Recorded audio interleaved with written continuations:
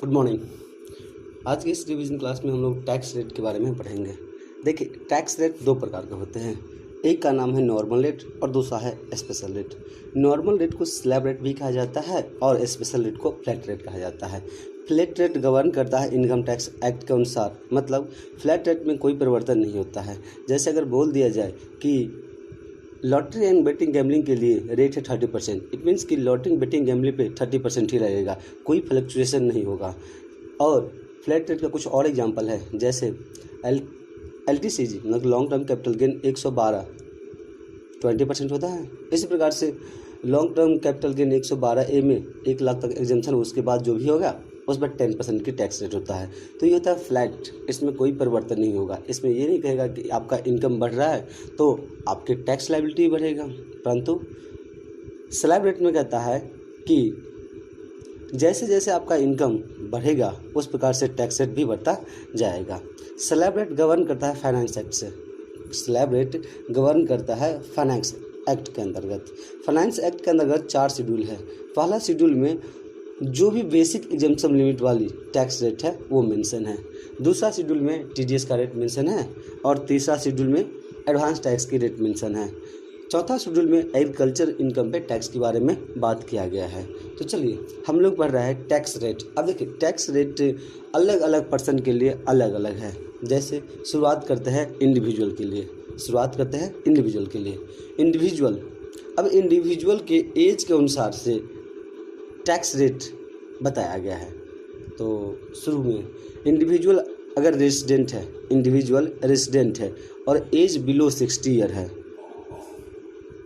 या कोई non resident है irrespective of age, HUF, AOP, BUI या आर्टिफिशियल जुडिशियल पर्सन। ये देखिए, tax rate for individual resident below age 60 year, non resident irrespective of age, non resident का कितना भी एज हो, HUF, AOP, BUI, artificial judicial person, इन लोगों के लिए टैक्स रेट है up to 2.5 lakh no tax. 2.5 lakh to 5 lakh 5% की टैक्स रेट है। और 5 लाख से 10 लाख के बीच में 20% की रेट है। और 10 लाख से जैसे ही एबव कर जाएगा तो 30% का टैक्स रेट हो जाएगा। एक बार फिर से, individual resident age below 60 year, non resident irrespective of age, HUF, AOP, BUI या आर्टिफिशियल जुडिशियल पर्सन, इस लोगों के लिए है अगर up to income, total income 2.5 lakh है, नो टैक्स। 2.5 लाख से 5 लाख तक है 5% का tax rate, 5 lakh to 10 lakh 20% का टैक्स रेट, और जैसे ही एबव कर जाएगा 10 लाख 30% की टैक्स रेट। फिर कहता है कि इंडिविजुअल रेजिडेंट है, एज 60 साल या उससे अधिक है, परंतु अप टू 80 ईयर है, जिसे सीनियर सिटीजन कहा जाता है।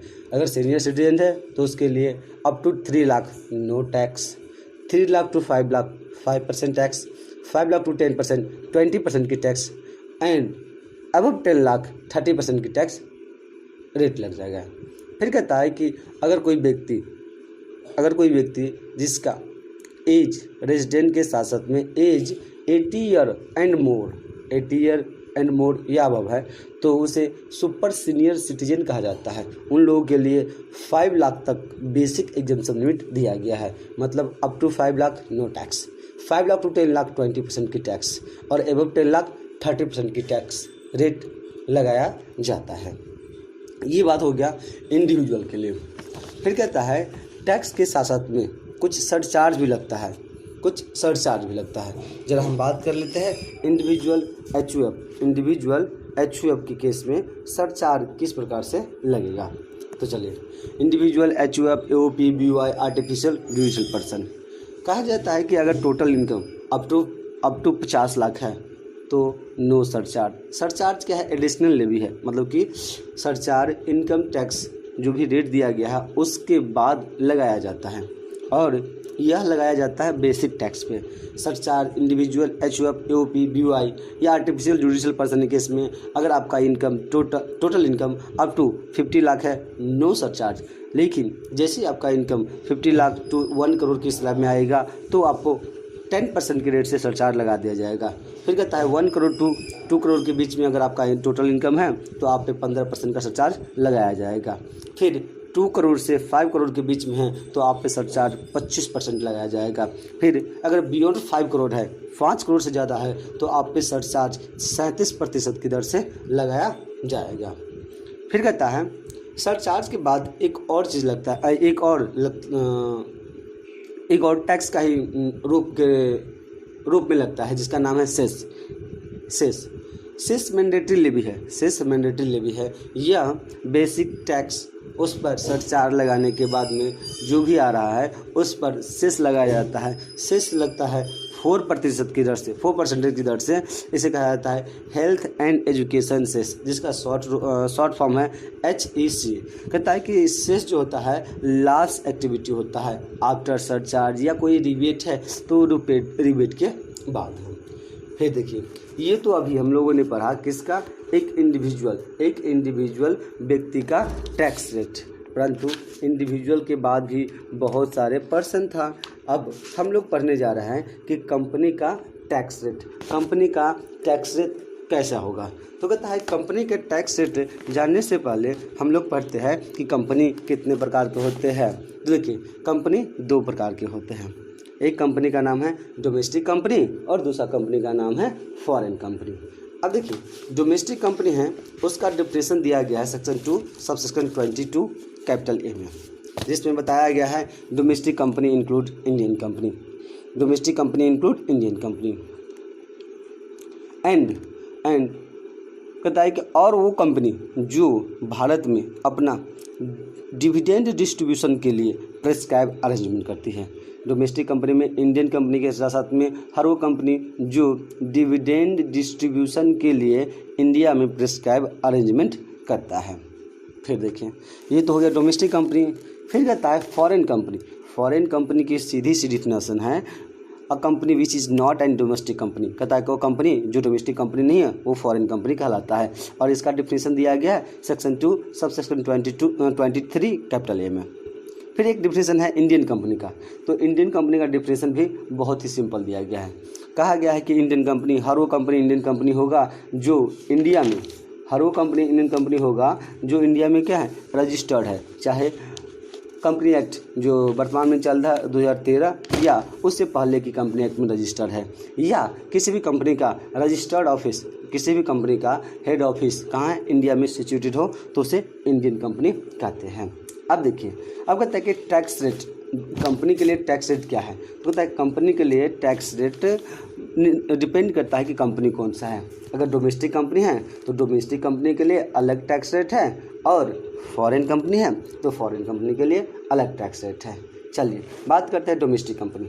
डोमेस्टिक कंपनी के लिए हम लोग देखेंगे अगर डोमेस्टिक कंपनी का टर्नओवर या ग्रॉस रिसीप्ट प्रीवियस ईयर 17-18 में, टर्नओवर या ग्रॉस रिसीप्ट प्रीवियस ईयर 17-18 में डज नॉट एक्सीड 400 करोड़ होगा तो उसका टैक्स रेट होगा 25%, और कोई अदर केस होगा तो उस पर 30%। मतलब नॉर्मल डोमेस्टिक कंपनी के लिए टैक्स रेट है 30%, परंतु अगर वो कोई डोमेस्टिक कंपनी है जिसका टोटल टर्नओवर या ग्रॉस रिसीप्ट प्रीवियस ईयर 17-18 में एक्सीड नहीं कर रहा है 400 करोड़ से, तो उस केस में उसका टैक्स रेट 25% हो जाएगा।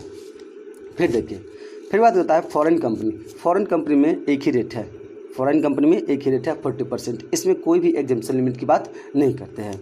फिर कहता है कि कंपनी पर भी सरचार्ज लेवी किया जाता है, कंपनी पर भी सरचार्ज लेवी किया जाता है।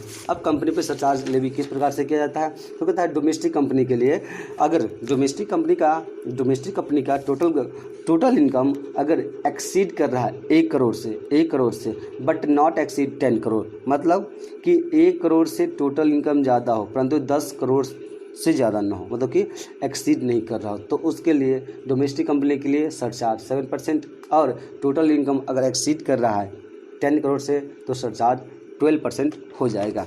इसी प्रकार से फॉरेन कंपनी के लिए अगर टोटल इनकम अप टू है 1 करोड़ नो सरचार्ज, लेकिन टोटल इनकम एक्सीड कर रहा है 1 करोड़ से परंतु 10 करोड़ तक के बीच में है तो उस पर सरचार्ज लगेगा 2%, और टोटल इनकम अगर एक्सीड कर रहा है 10 करोड़ से तो उस पर 5% की दर से सरचार्ज लगाया जाएगा।